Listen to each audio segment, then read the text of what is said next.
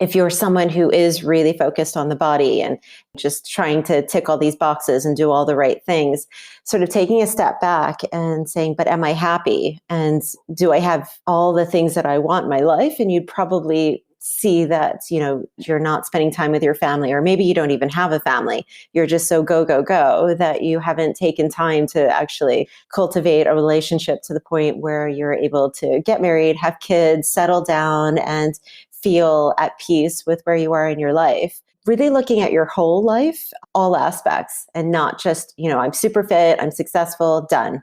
Really stripping back the layers like an onion and getting to the core of like happiness and contentment. And is this where I really want to be? This is Andrew Petty is Dying, where we tap into the power of our mortality to become the people we were made to be and live the lives we were made to live. I'm your host, Andrew Petty, and I'm dying. I hate to say it, but so are you. I met Penney Megginson when she invited me to be on her podcast, Penny for Your Thoughts, a show about how your thoughts and mindset affect your health, happiness, and performance. Preliminary conversations in my own cyber sleuthing quickly piqued my curiosity about Penny's story. It was clear that an unwelcome and unexpected encounter with mortality had profoundly altered her relationship to health, happiness, and performance. That, in fact, it had profoundly altered her relationship to life itself, and I wanted to know more. So I was thrilled when Penny accepted my invitation to be a guest on this show. Her story gives us insight into how we can be more aware, proactive, and meaningfully involved in the lives of those we love today, before it's too late. Penny's story also shows just how powerfully our stories influence the way we live out our purpose in the world. In fact, as I've said many times before, I believe that our stories and our unique purpose in the world are inseparable.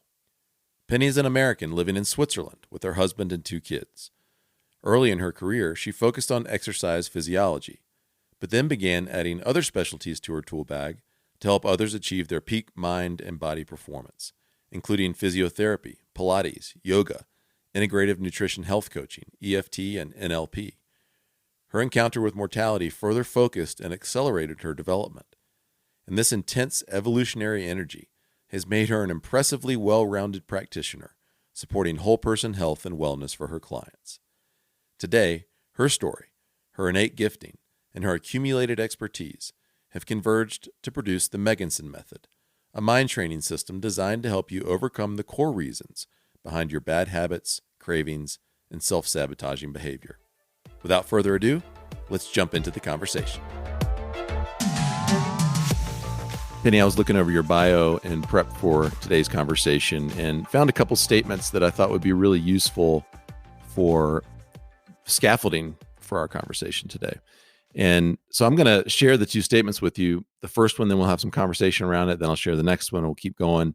And hopefully they'll serve as good entry points into your story in a way that helps our listeners really understand how they can benefit from your experience. And the first statement is this. You ready for it? Yeah, sounds great. That was the moment that I realized that it isn't enough just to be content.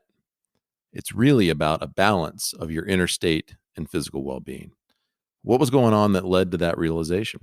Well, it was interesting. I did my undergraduate work in exercise physiology. And so at that time, I was studying cardiac rehab. And my father just happened to be obese and just living a really unhealthy lifestyle. And it never occurred to me that I could be doing a lot to help him, because I think I always felt that he would need to want to change in order to change. And so he seemed happy the way that he was, and who was I to judge? And maybe, everything in moderation was okay. And so I just kind of left it. It went on for years and years. And when I was pregnant with my first daughter, my father passed away with a heart attack, and he went into hospital. He was supposed to have surgery. I was living in Europe at the time, so I was debating, do I rush back to see him? And in the end, he died before the surgery ever, took place. And it was then that I really came to that resolution that it's not enough just to be content, to be happy, and to think that, what your situation is, fine, because there's always more that you could be doing to really, live a longer, happier, healthier life. And I really should have taught him more and been involved more. And I think that really led me to the work that I do now. And I love the challenge of working with someone who says, oh no, but I'm never going to play golf again. I've got a sore back, or, the doctor says I'll never run again with these knees. And I'm like, okay, give me 6 weeks. We're going to get you there. And even if they don't believe it, I think I've realized that sometimes we don't really know what else is out there, and it's not enough just to be content with the way things are. Sometimes we need to raise that bar of what is happiness, or contentment, or good health.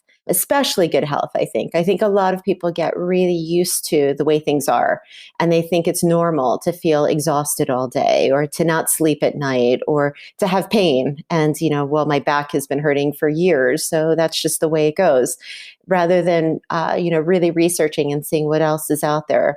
So I work a lot with chronic pain and chronic issues, chronic symptoms, anxiety, and it's amazing what people are willing to put up with because they think it's normal, Part of their life for so long. Absolutely. And when you feel good, it's like, oh my God, I had no idea that life could be like this. Just doing a detox, a lot of people are like, wow, I just, went off alcohol for a month and I feel amazing. And it doesn't mean they stay off, but at least they know what it's like. I can tell this conversation is the one where I'm gonna come away from it going, oh boy, I need to make some changes. All right. There's a bunch of things in what you just said that stuck with me, but on a really personal level, I think the first one that stuck with me is that you said, in hindsight, you feel like you should have done more relative to your dad's health. And what is that like to reflect on the fact that you have a should around that? I mean, is that attached to regret? Is it just more like, I could have done some things that I didn't? Because you said should, you didn't say could. I think for a long time it was regret, but I tend to be a very forward focused person. I really believe in positive change and what can I learn from this, as opposed to just sitting and feeling depressed about what could have happened or what should have happened.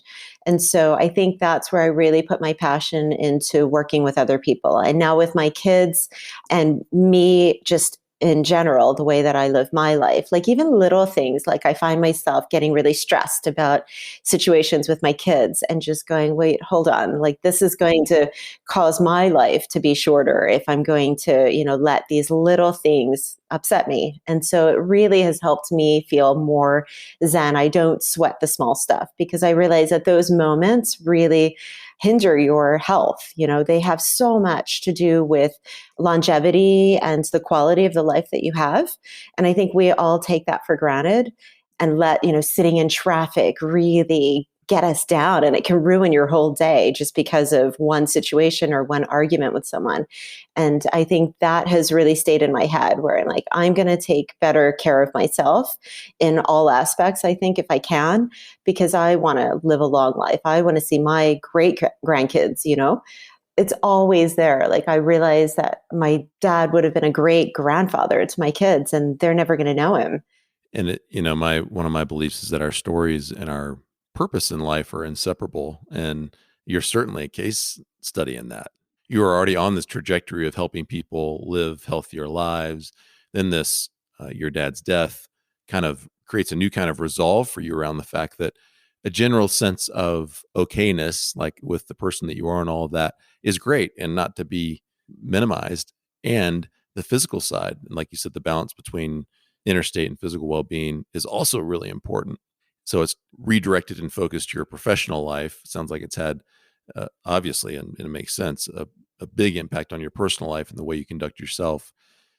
How could listeners who are aware that someone in their life, it might even be themselves, so maybe they're realizing that they are your dad in some way, because they're generally fine with themselves and fine with their lives, but there's this nutrition piece or this movement piece or whatever that's not really happening very well, or they've got someone in their lives who they realize maybe fits the bill in the way that you described your dad. What would you recommend to folks who are realizing that they have an opportunity, since they have that familial connection or that close friendship, to engage with them in a different way, but they're holding back? How would you recommend they start thinking differently, and how can they begin to act potentially a little bit differently? I think in terms of thinking differently, I like telling people to ask themselves, like, how is this situation affecting me in a negative way? Or how is it affecting me in a positive way? And so when you're getting really angry about a situation, it's like, could this actually be affecting my health? Or when you're feeling anxious, if you're feeling depressed, how is this affecting my relationships? What can I change about myself? Because often I think when we're stuck in a situation, and I use the word stuck a lot because I find people do feel stuck when they're having a situation that they don't know how to change or they don't think that it can be changed.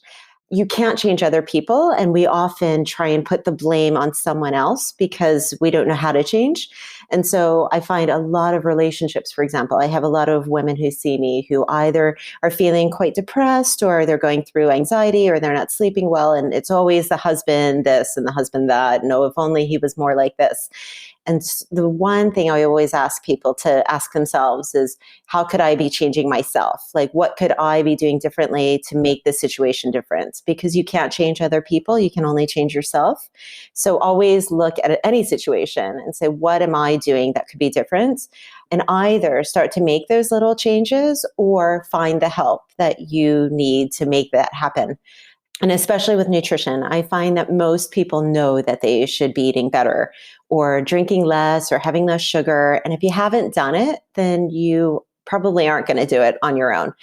You probably need even just a friend who, the two of you decide, okay, we're going to go off sugar for a week or something like that. You need that sort of someone holding you accountable, So either it needs to be a coach or, a practitioner that's going to help you through. It could be a lack of education and knowing how to make those changes, or it's just that you need the accountability. And that's huge. I don't think it's just about someone telling you exactly what to do. It's someone that's going to hold you accountable and make you do it.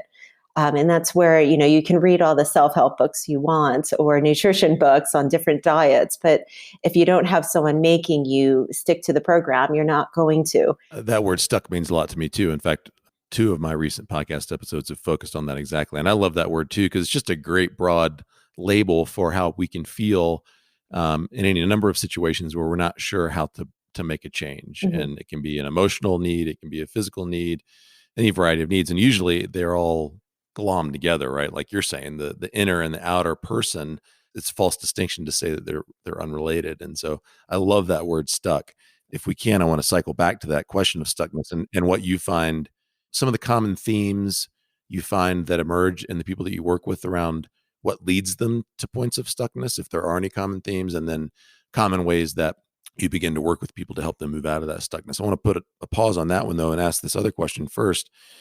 If you could go back and begin to interact with your dad differently in a way that might have had the opportunity to influence his thinking and acting around his nutrition and physical well-being, what might you have done differently? I definitely would have exercised with him. I think having moved from America to Europe, what I notice is how exercise isn't a thing. It's just something that everybody does more of than we do in America typically. I know you're in Colorado, so it might be different. And it's probably different in places like California. Well, I'm really curious what the Europeans typically mean by exercise, or at least what you observe they mean by exercise compared to what we mean. Because in Steamboat, often exercise, or in Colorado, is like I go out and I just kill myself, climbing up a mountain. I mean, it's kind of type A, super hard workout. And I'm guessing in Europe, it's a little bit different. Like there's just a culture of movement. Yeah, that's exactly how I would describe it. And you'll even have people saying, oh, no, I don't exercise. That's very American. I've never joined a gym. I would never do that. But they go out and they walk everywhere and they don't even own a car. They walk to work. They walk the kids to school and they walk huge distances every day. And they're just walking all the time. And then, going for a hike is just a walk with the family. It's not hiking up to the top, they think they don't exercise, but they're actually exercising so much if they were to wear a Fitbit and count how many steps they're doing or how, they're actually doing a lot, but they just don't think of it. It's just having an outdoor healthy lifestyle. And this idea of, driving to the gym and then walking or running on a treadmill, they find very funny because they're like, you're sitting in a car, sitting in traffic to get to a gym so that you can walk on the treadmill when you could just walk to a park, enjoy being with your family or whatever. And so it's just a very different idea.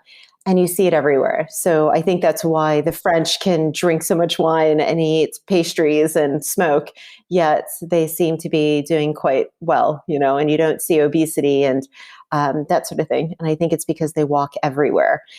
So I think I would have instilled that idea of, Dad, you don't have to join a gym. It doesn't have to be a workout program. You don't have to see a personal trainer. Just start walking more, start being more active, and let's go for a walk. Let's get a dog and let's go walk the dog and that sort of thing. And just making it an everyday thing, because I think that would have already made such a difference. And then just knowing that there were simple things that my mother could have changed in her cooking. My mom used to, this is crazy, but again, she was trying to be American and she had no idea about American food. So what she would do is make bacon and eggs, and she would save the bacon fat. And she would use that to fry everything else that she would fry. So this lard would just sit in this bowl of blah. And, just switching that to olive oil. Is it bad that I love bacon grease? Are you going to hate me right now? It's one of the best things in the world to fry stuff. I'm from the South. I know. I'm not judging. Okay, good. I'm judging myself. So if you do it, it'll be worse. But it's just like these simple little things that you can change out one thing and it makes such a big difference. That it would have been little things like that I would have told my dad, or even just had my mom switch out without even telling my dad, and he probably wouldn't have even noticed the difference. And I realized how much you can change someone's whole life just with these little tweaks without them really making a change, or it doesn't even feel like a change to them. Where I think sometimes we're like, you have to go to a personal trainer, you need to go to the gym 3 times a week, or don't bother. And it doesn't have to be this all or nothing. With my clients, I find this a lot, and I would imagine you would corroborate this, that when someone really begins to take seriously their personal well-being in a more holistic way, whether that's dealing with some emotional challenges they realize that they're having, where they'd like to get above just baseline getting by functioning, or physical stuff, when someone really begins to take more responsibility for themselves and does the work to make the changes that they want to see, 100% of the time I see the people in their immediate orbit, their family, their close friends, colleagues, begin to reflect the change that is occurring within them, and relationships improve. Other people begin to notice changes in them, and they begin to get interested in making some of the same changes, for example. And so it's like when we take personal responsibility, it's the pebble being dropped in the water and these ripples emanate. And it's not that you're trying to change the people around you. And I think that's a key here, is that we're not, okay, like in the case of you and your dad, you wouldn't have said, okay, I'm going to exercise around my dad so he'll see me exercising and maybe that will make him exercise, because to your point, we can't change people. But when we're really committed to changing ourselves in ways that we believe are important, those ripples emanate out and begin to have an effect. And I think that's actually a pattern for, world change. If we were each committed, and Dr. Jordan Peterson talks a lot about this out there, if we're each committed to taking care of our own house first, and that can be your household, or that just can be, the household of you. If we were really committed to taking care of ourselves, how much it would change the world. Is that something that you see with your clients as well? 100%. In fact, I do this a lot with couples, and it doesn't matter whether it's the woman or the man, but I think, and I always say, let's stop talking about what they're doing. Let's work on you. And when somebody starts working on themselves and changing things, the other person changes, whether they even realize it. They just change. They start reacting differently to the person who we're working with. And both people change. And then the kids, I think, change as well. So I agree. I think the whole family unit becomes more positive. People are shouting less, things like that. And I usually try and change just one small thing. So if there was a tip for your listeners, it would be, figure out that one thing that you're doing too much of that isn't working in your favor, and change that one thing. And so often I have women who are just sort of nagging at their husbands, and it's not productive. I'm like, all you're doing is getting him to shut off, and he's not listening, because it's like nag, nag, nag. And you're nagging about stuff you don't actually care about. So how about we choose our wars, we choose our battles, and we only talk, and we figure out something that is more constructive.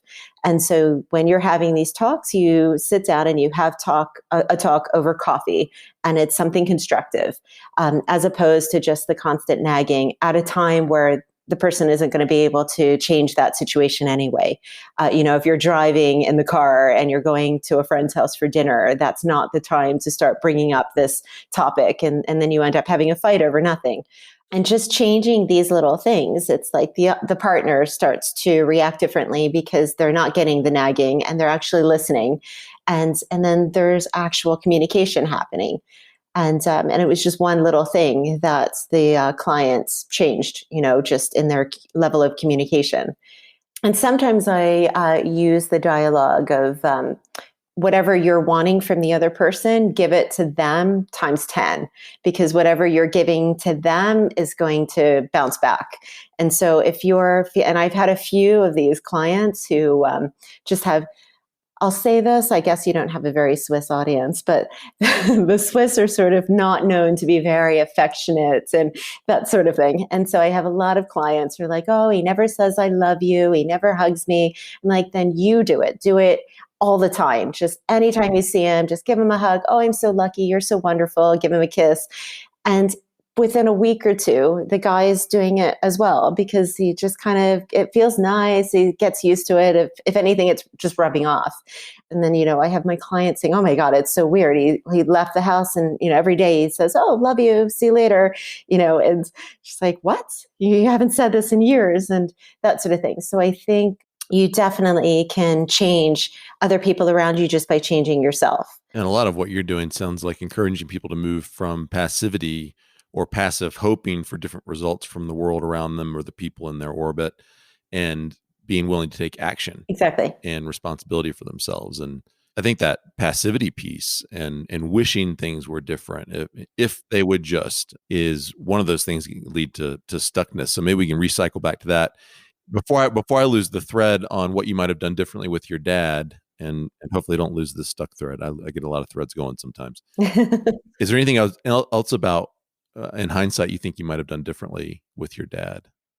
I think that's probably it. I think I just would have had much more communication about his lifestyle without sort of saying anything directly, but just making our time together more about eating healthy, cooking together, going for walks, doing healthy things, and just influencing him in that way without actually using verbal communication, because I think that can often backfire. And I see that a lot with clients, where I'll have someone who, pays for Pilates or yoga sessions for their loved one, and the loved one hates it because it's like being forced on them, or, oh, my wife thinks I need to lose weight, or that sort of thing. So I think if I had said to my dad, come on, if you lose weight, if you do this, I'll pay for a gym membership, that it would have gone the wrong way.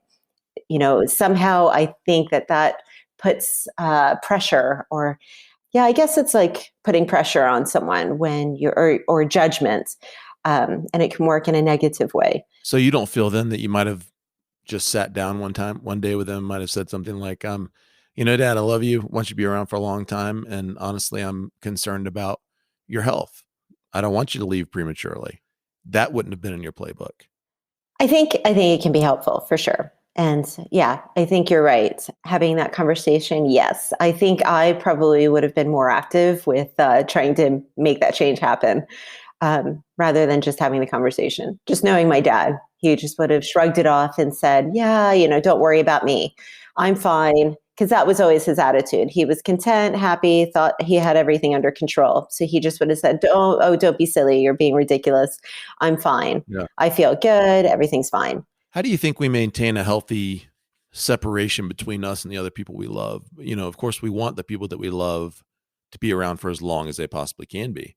And we'd like to be with them as long as we possibly can be. Mm-hmm. And in our interest for them to be around in our lives and to be well as long as possible, how do we maintain the appropriate level of separation or boundaries between who they are and the choices they get to make? I mean, they're 100% their own choices and it's their life.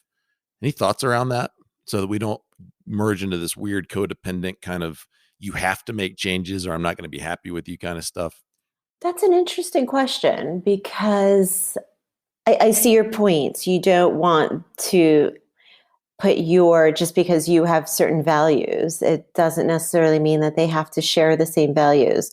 I suppose you constantly have to ask yourself, and in reality, if you do have somebody in your life that is struggling with their health in some way, you have to have a give and take on certain things. So there are going to be certain things that are just non-negotiable. These things need to change because it's not working. If you have a father who's an alcoholic or someone who's really struggling with depression, those are things where you need to act and get involved. And so maybe those are times that you need to just keep banging the door down until you're heard, and make those changes happen. And then there are other things that maybe if someone doesn't exercise as much as you, but maybe they are actually okay in terms of their health and you'd like them to exercise more, maybe that's not such a big deal. Or the fact that they're active, but they're not, doing all the weight training and things like that you think they should be doing. Maybe that's okay. And so sort of picking your battles or picking the things that are most important and constantly asking yourself, like, is this of value for the future? Is this really something that's going to limit this person's longevity? Or is it really just my opinion on how they should be living their life?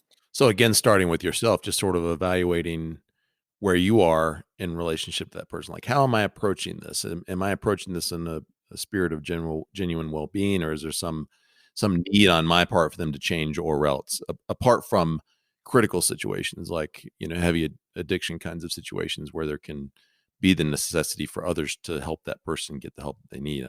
So again, start with yourself. Be willing to pause and go, how am I relating to this situation? How am I relating to this person? And then what's my next step to hopefully be productive and engaged in their well-being in an appropriate way? Yeah. Like, for example, I have a few clients who have been getting themselves fit. So now they want their partners to get fit. And it's really more about the way they look. Oh, he's letting himself go. He's got the little belly and he should really be doing more exercise. And it's not necessarily about health. Maybe they're both eating well and living quite well. But it's more to do with, that she's losing weight and she wants him to lose weight. And so they'll both look really good. So that's maybe a different situation. And so I think in that situation, for example, then they should just both be doing more activities together that are active, going for hikes together and that sort of thing, but in a more natural way. And it's not really about like, oh, well, I want you to lose weight so you look better. And it's just tackling it at more of a let's do this together and be healthy together, so we both live longer together, as opposed to let's get rid of that beer belly that you've got sort of thing. Well, it's interesting because I think, you've highlighted the mindset difference between Europeans generally and Americans generally. These are going to be broad generalizations, and of course Exactly. not true of everyone, but there does seem to be a different approach to health and wellness, and the belief that if I do X for a certain amount of time, then I'm getting healthier. And there are people I know of, and maybe some you know of, who are extremely rigorous and disciplined in a certain way, whether it's nutrition or fitness, and yet are still not whole and healthy people. And that's what I'm so fascinated about the more of the European approach to it, because it seems like there's just the lines are so blurry between movement and wellness and food and wellness, and there's less of this fixation. We Americans just get so fixated on the different knobs on the dashboards of our lives. I'm going to tweak this one a little bit. My journal practice is going to go a little bit better. And then maybe a different kind of yoga. And it's like we're trying to perfect this algorithm or this something to ensure certain outcomes. And in our attempt to ensure certain outcomes, we come up with bad equations. Like, again, if I do 30 minutes on the elliptical, 30 minutes of weight training, and do that 3 days a week, and I eat mostly lean meats and vegetables, then I'm good. And I'm going to be super rigorous about that. Meanwhile, they're not playing with their kids much. They're not just playing much, taking a walk outside and enjoying fresh air or enjoying a good book. And my guess, and you'll have to prove me right or wrong on this one or otherwise, is that those distinctions are not nearly as hard. Those categories aren't nearly as hard in the European mindset. I think this sort of type A personality exists everywhere. I think you would have that here as well. I think it's a certain culture or a certain mindset. And I think it's really down to separating mind and body. And so I think when we think of health and fitness, we tend to just focus on the body. So we think about, how many repetitions we can do and how much time you're spending on the treadmill and what your speed is and that sort of thing. So you have a lot of these triathletes that are, killing themselves, doing Ironmans, that sort of thing. But then what's actually going on in their headspace, is not always so great. And I find, and this is another generalization, but I find that a lot of people that really don't want to be alone with their thoughts tend to be people that also are throwing themselves into exercise, throwing themselves into their work. They tend to be super successful and super fit, but they're not focusing on the other stuff. And they would never do a yoga class because it takes that sort of it winds everything down. So you're alone with your thoughts. You're actually having to listen to what goes on in your head. And some people just don't want to do that. And I think if you're someone who is really focused on the body and like you were saying, just trying to tick all these boxes and do all the right things, sort of taking a step back and saying, but am I happy? And, do I have all the things that I want in my life? And you'd probably see that, as you said, you're not spending time with your family, or maybe you don't even have a family. You're just so go, go, go that you haven't taken time to actually cultivate a relationship to the point where you're able to get married, have kids, settle down, and feel at peace with where you are in your life. Really looking at your whole life, all aspects, and not just, I'm super fit, I'm successful, done, ticked those boxes and I'm good. Really stripping back the layers like an onion and getting to the core of happiness and contentment. And is this where I really want to be? Does that make sense? It does. And it just strikes me that, potentially there's been this arc in your story where there was a significant emphasis on the outer ways of measuring wellness, body mass, endurance as a trainer in your earliest days. But then as you've evolved in your thinking, you've come to realize, and you say more about that in your bio, you come to realize that it's, hip pain can be related to an unresolved conflict in a marriage, and so you've gotten really committed to working from the inside out with the person, understanding that without the inside things being at least moved downfield a little bit, then the outer things are going to be held up. Is that accurate? Absolutely. So I really feel that it starts at the mind. You've got to work on the things that are holding you back, the things that create that negativity for you.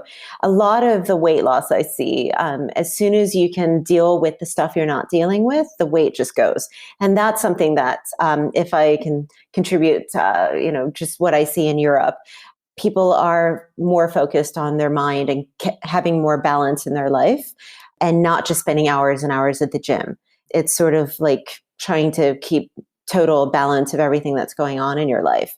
And so I think a lot of weight loss, and we know this now, that a lot of it comes from depression, just not being happy. People are eating as comfort food. And so if you actually deal with the stuff that's creating that unhappiness or the reasons why we're having binge eating or cravings, if we dealt with all of that stuff, then the weight just comes off because you're not overeating anymore. But if you're not dealing with the stuff that's going on in your head, then you can spend hours at the gym. You're still going to overeat all night and, hide in the closet eating ice cream because you're feeling bad about that thing that you just won't deal with. Again, when we were talking about, what can listeners do, I think that's when, if you can just be alone with your thoughts and take that courage to just sort of see things the way they really are. And a lot of people don't want to do that. And so when you have something that you don't want to face, you spend all those hours at the gym, you run, you do other things because you can work on the things that you're happy to work on and make those amazing. And like you said, tick those boxes. And then it kind of means that you can ignore that one box that you don't actually want to deal with because that's the difficult one, or the one that's too personal or too emotional. And often that's the box that's going to make everything else in balance, or it's the reason why everything else is out of balance or you're feeling stuck. And so just taking that time to be quiet, They talk about this a lot with meditation. And that's why people sometimes go to India and they go on these silent retreats where you don't speak and you're just alone with your thoughts. And it's really uncomfortable to just have that time with yourself, just thinking about stuff, thinking about the situations with other people that maybe you have unresolved conflicts and things that you haven't wanted to face, or stuff about yourself that you know you should change, that you're just not prepared or you don't know how to change. And I think that's why often in divorces, people get so angry at this other person because you don't want to deal with your role in the divorce, and maybe that's where you should start. And that's where we should start even before the divorce happens, because the divorce probably wouldn't have happened if you dealt with your own stuff. You know what I mean? I do. In the stuck episodes that I did recently, that was a big part of it. Was if you're stuck, first acknowledge it. I'm stuck. Something's not working for me. And I keep trying to distract myself and I just keep moving, or I keep checking Facebook, or I just keep working more, or whatever, but it's not getting the returns that you want. So first acknowledge it. Then secondly, to your point, slow down and just see what the stuck is there for. What's happening here? That's that inward look you're talking about, where you just stop and start to reflect upon how you're doing and be willing to sit in some of that discomfort for a little bit until some new clarity begins to emerge. And there are many enemies to those moments of slowness or quiet or reflection. And I think in today's culture, whether it's European, South American, African, ours, there are plenty of things tempting us away from those moments of quiet reflection. And so we have to fight for it. And I think that's really interesting when, in the US, people feel so stressed out and strung out and play very little in a way that's genuine play and refreshing play and rejuvenating play and creative, imaginative play, is that we live in a world now that the outside world is invading our home lives and our inner lives at every point we encounter throughout the day, unless we proactively push it out. Turn off your notifications on your phone. Allow yourself to check Facebook or Instagram once a day, for example. And I'm guilty, so I'm preaching to myself. We have to fight for that space. And I think many of us aren't aware that we've lost.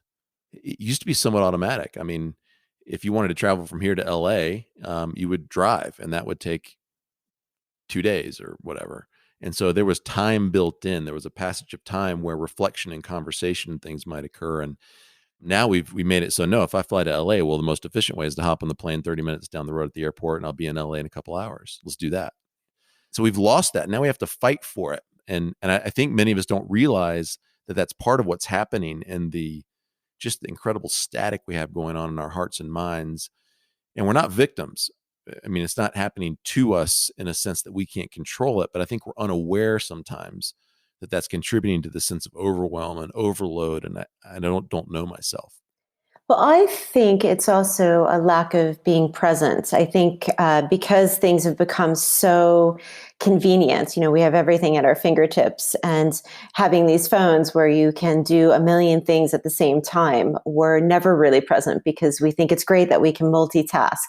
But by multitasking, we're not actually present in any one of those tasks. So you're with your kids and you're like, oh, I spent the whole afternoon with my kids, but you were actually checking your emails half of the time. And maybe you took a phone call, and maybe you were checking your social media and that sort of thing, and not really interacting. And I think that because we have so much at our fingertips, we're now just taking and we're not actually enjoying as much. And if we took a step back, and that for me, and I think I saw it globally because I was working with a lot of people online during the lockdown. And I saw there seemed to be two different types of people generally. Like there were some people that really found it difficult to have that quiet, to slow down, to not be going to the office. They just being home with the kids was just a nightmare for them. And it was super stressful. And I had some that just loved it. And it was like, finally, things have slowed down. I get to just do the things that I enjoy. And I'm figuring out stuff that, I love to do. Like, we've got bikes and the family are going out biking every day. I get to spend time with my kids, and actually they're really funny. They're really fun to be around and that sort of thing. I had a friend who was like, I never realized how much I loved putting Lego together because she would never take the time and just having nothing else to do. She was spending that time with her son and these sorts of things. I think we just get used to being able to do so much at the same time. Like I remember just going to the gym and being able to take calls while I was on the treadmill and, doing things like that. And now we have like wireless. We don't even have to hold the phone to our ear. We can do all these things, while we're running and doing other stuff. And I know how many of us are doing things while we're driving in the car. We're never really present. Right.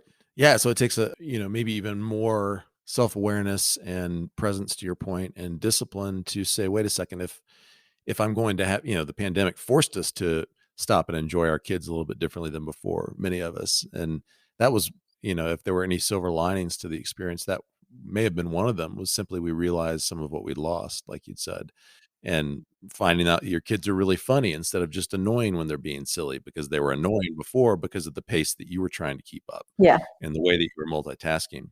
I hope like this conversation and the conversation that was started during the pandemic about recapturing some of that kind of stuff will continue.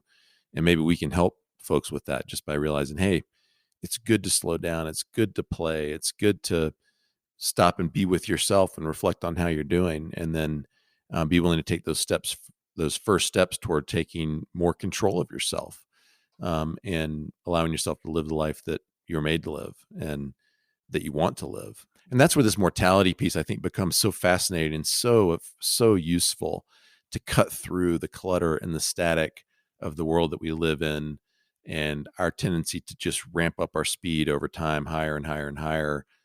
If I died right now, would I be happy with the way that I was using my life? Would I be happy with the way I was interacting with my kids? Would I be happy with my relationship with my spouse or partner? hmm And I find that's a very useful question, but it needs to be on repeat, because we're creatures of drift and habit, and we fall back into these old ways. exactly. And of course, you've had that experience with your dad, and all the guests that I've had who have had similar experiences have said, yes, it absolutely affected me. Yes, it absolutely got me unstuck in some ways that I realized that I was stuck or just kind of stalled out or coasting. And I still have to do the work to remember it because I still forget, which is fascinating, that you lose a loved one or you almost lose your own life and you still have to remind it. It just highlights just how challenging this work is to stay in the game really well. Exactly. And not to stray. And we need help with that. I mean, we need, people like you, people like me. We need friends and family and other family members, other people in our lives that can help us stay in our game. Let's recapture that stuck thread real quick that we were trying to pick up, because you were saying that you find that word is often a good one to describe where your clients were. And I don't even remember exactly the questions I was asking around stuck. I think it was, are there common themes you see that lead people to a place of profound stuckness, and then maybe potentially enough pain around that stuckness to come visit with you and begin to figure some stuff out?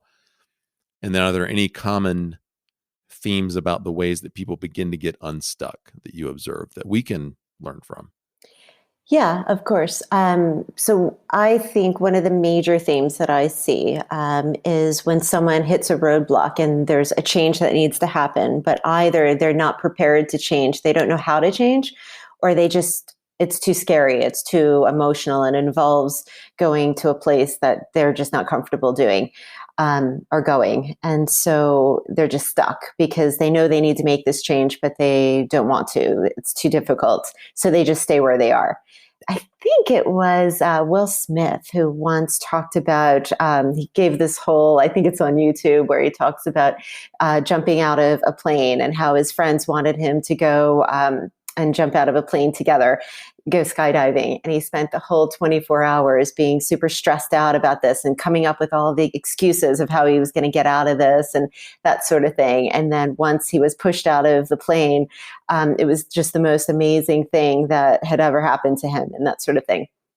And how the thing that is the greatest moments for us is often the scariest, most difficult sort of decision to make. And I always use that to reflect on when I talk to my clients who feel stuck, because it's usually that they've got to deal with something that is so difficult for them to deal with that they would rather stay where they are, even if they're unhappy, than to deal with this situation or make that change. And if they can just take small steps to getting over that and not see the summit, but just see that all they're doing is just taking steps. They're just walking. It just happens to be slowly going uphill.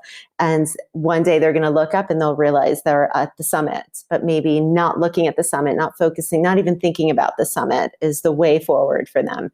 I find that that often helps because it's too overwhelming sometimes for some people to deal with a certain situation that is just too big for them. And they're always going to find an excuse and stop. Either they need to work with someone who's going to keep them going and keep them accountable and keep chunking it down to small bite-sized pieces that they can deal with, or they're just going to take 2 steps forward, 3 steps back. And I find that a lot of people do that when they're trying to handle situations on their own. And that's why they just stay stuck. And it's just so much easier to stay in a situation that isn't comfortable because it's what's known. It's that fear of going into the unknown, getting out of your comfort zone. And most of us will stay in that comfort zone even if we hate it, if it's boring, if it's not giving us what we want, even if we know what we want, but it's out there. Until, something critical happens. There's a crisis, and crisis is inevitable in life. I mean, some people are fortunate to have very few of them, but I don't think there's any of us who skate through life without some form of crisis. And to stay in that comfort zone, even though there's something that is inherently not great about it, until a crisis hits, is another form of tragedy to me, because those are years sometimes lost in terms of that person's capacity to enjoy themselves and to enjoy the people that they love. But once they do hit that stuck point, maybe a crisis comes up and they realize their resources that they have available to them internally are now completely overwhelmed, and they've got to do something different. That's where you can come in. That's where friends and family can come in to help them assemble and find new resources within themselves and outside of themselves to move forward again through the stuckness. Yeah, absolutely. Yeah. What does Penney Megginson do? What do you tend to get stuck about sometimes? And what are you working on if you're willing to share on stuckness? I think professionally, I tend to feel pretty balanced. And I think for me, what I like doing is journaling. And so if I just start writing things out when I'm just having a really bad day, I'll usually go for a walk or do something that just clears my head first. And then I'll sit down and just start writing. And that's a good way for me to just kind of get my thoughts out. And then just reading back what I've written helps me to sort of see, like, where's the stuckness? Because I think I can get too much in my head and I overanalyze things, and then I can't sort of figure out what direction to go in. But if it's all on paper, I can sort of say, okay, well, none of this is relevant. It's actually this. And that sort of thing. So that seems to work for me. And I find that some clients that works for them, and for some it doesn't. So it depends on whether writing is something that works for you or not. I don't think it's necessarily for everybody. What am I stuck? What do I typically find myself stuck with? I think situations with my kids, because they constantly change. So just when you feel like you've got it covered and you've figured them out, they change again. And so my oldest is 11, so she's almost in the preteen stage, and just seeing how she's having difficulties with school or with friendships and things like that, and not getting too involved or trying to create a mini me, having to, step back and say, well, maybe she's happy. And just because I would do this situation differently doesn't mean that it's the right way. And maybe her way is actually just fine. Or maybe I need to just back off and let her learn for herself, and that sort of thing. And I find that I get stuck in these moments where I feel like, am I doing the right thing? Am I a good parent? Oh, I'm a terrible parent, and that sort of thing. And just reflecting back and going, you know what, maybe I'm just not going to think about this for a day and let it be. And it's probably going to be fine. So you're first acknowledging, hey, something's not up. Something's not quite right. I'm a little bit stuck. And maybe just be a little bit stuck about something. Maybe it's a lot stuck. But some of your go-to things are just to pause and make sort of the implicit explicit. What am I thinking? And for you, that's putting it out on paper, so you can kind of see what it is and then begin to shuffle it around and make sense of it and go, oh, that doesn't even make any sense. Or that's just my stuff. Or that, and then finally you have sort of the nuggets of gold in your thoughts that are actually actionable and you can do something with. And you said writing's not for everybody. Makes sense. Walking, I happen to walk a lot, and that's when, the questions that actually need answering tend to seem to bubble to mind. And sometimes I'm not even aware that that was a question that needed to be answered. Um, I think this is as good a time as any to transition to this next part of your story. And we'll do this briefly and land the plane here. And the statement from your bio that I want to use as the entry point is, it was then that I finally understood why so many people never achieve their goals and simply settle. What was going on in your life to understand something differently, and what were you understanding differently? Yes, so there is a big race here called the Pétrole de Glacier, and it's from Zermatt to Verbier. So it takes sort of, 10 hours sort of thing. And so I had really put my heart and soul into this after having two kids. And I just wanted to get fit and have this big goal. And you do it in a team. So we had an all girl team. I was with two good friends. And we had been training, and I really felt like I'd done everything right, ticked every box. Being a physio, I was doing all these exercises to keep my knees strong, everything. Just had one simple accident and tore my ACL. And I was so pissed off, to say the least, because I felt like I deserve this. I've done all the right things, ticked every box. Like, how could this happen to me? I was so strong, and how could I tear my ACL now? And so I spent about 2 weeks of feeling sorry for myself and being angry on the couch. And that was when I realized that for so many of the patients that I would see, who had had, something go wrong, an accident even, or an injury that prevented them from being able to do the things that they wanted to do, that you really have a choice in that moment of either sticking it out and pushing through, doing the hard work, even against the odds, because I had doctors telling me, you're never going to ski again, not unless you have surgery, and blah blah blah. And it was only because I was a physio that I knew that I could do, these exercises and really rehab through it and that sort of thing. And it was painful, it was hard work, and really wasn't pleasant at all. But because I had this end goal, this wanting to do this race, I, really pushed through. And I kept dawning on the idea that had I not had this race, had this accident just happened to me, would I have just been another one of these cases where you just throw the towel in and you don't do anything, and you end up not ever doing sport ever again and saying, oh, it's because of my dodgy knee. I used to run, but I've got this bad knee. I used to play with my kids, but I've got this knee injury.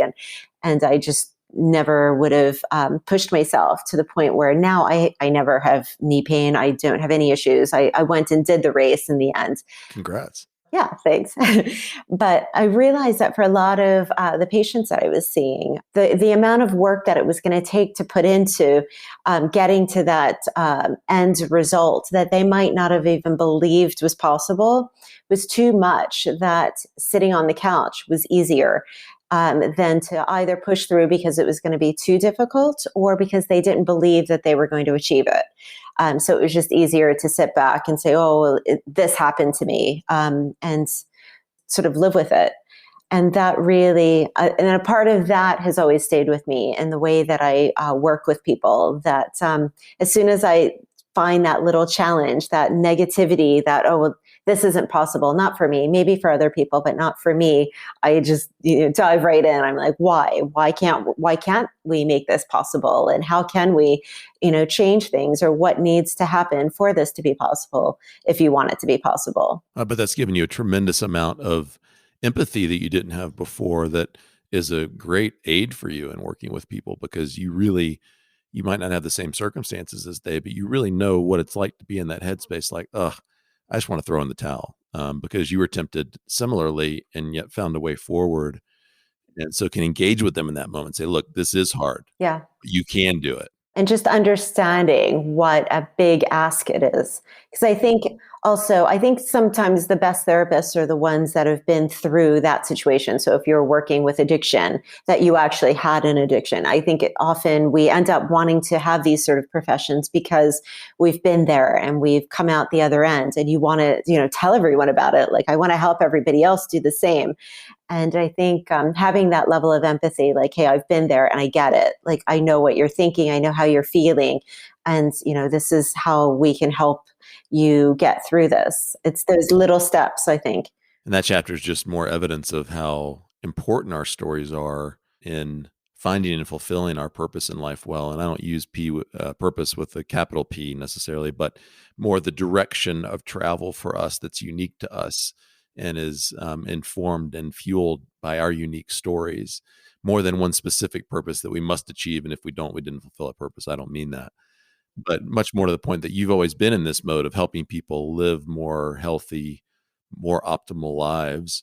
And as you've continued in that journey and your story has begun to inform it, you've now begun to really work from the inside out and help people unlock potential and capacity that didn't even know that they had before, especially when they hit these moments of stuckness and crisis.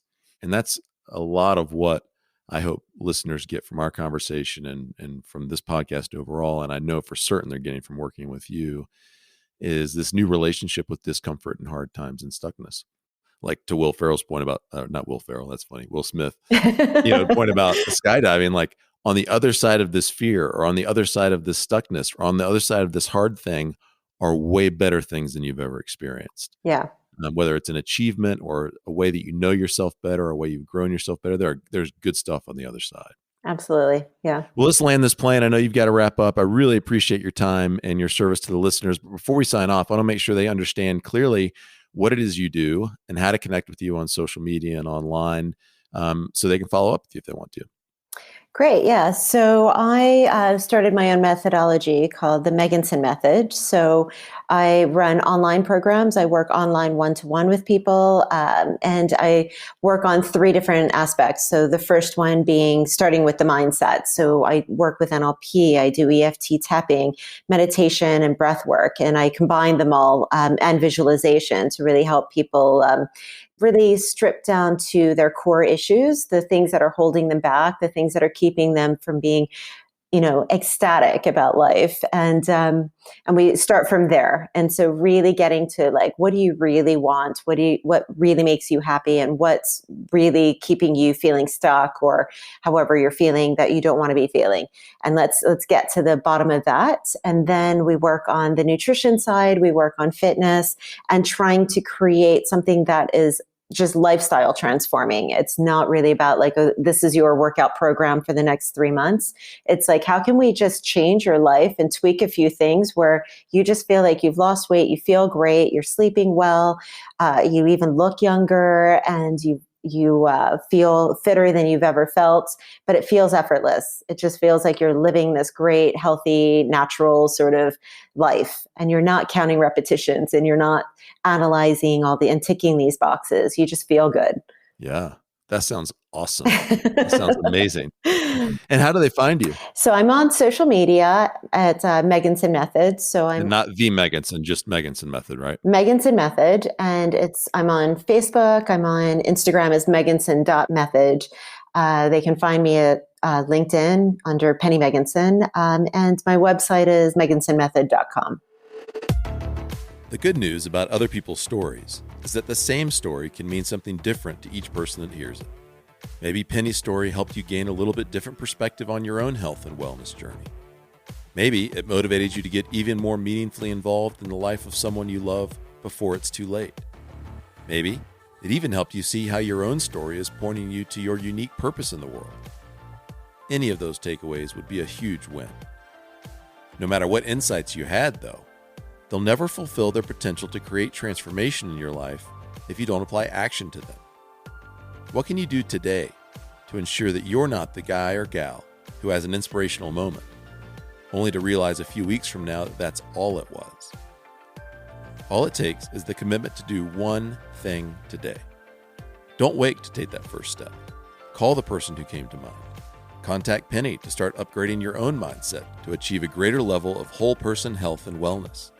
Instead of banging out a few more emails, close the laptop and go for a walk with your significant other.